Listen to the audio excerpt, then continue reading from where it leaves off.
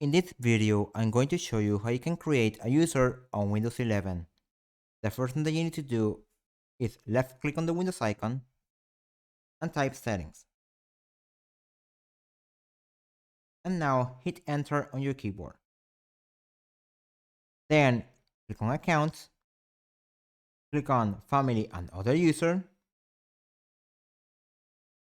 and on add other user, click on add account. Now, if you have a Microsoft account, you can go ahead and sign in with your Microsoft account.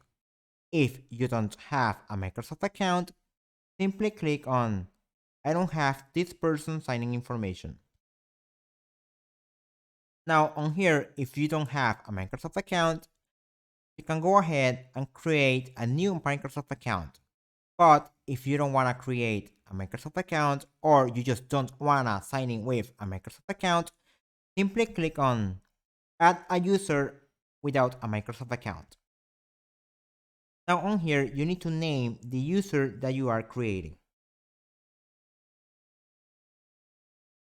And on here, you can assign a password to your user.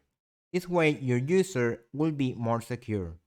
But if you don't want to assign a password to the user, simply leave everything as this. Don't type anything on it. Now, click on Next. Now that the user has been created, simply click on the user that you just now created. And on Account Options, click on Change Account Type. Now, if a kid or a friend will be using the computer, I recommend you to leave the account type as a standard user.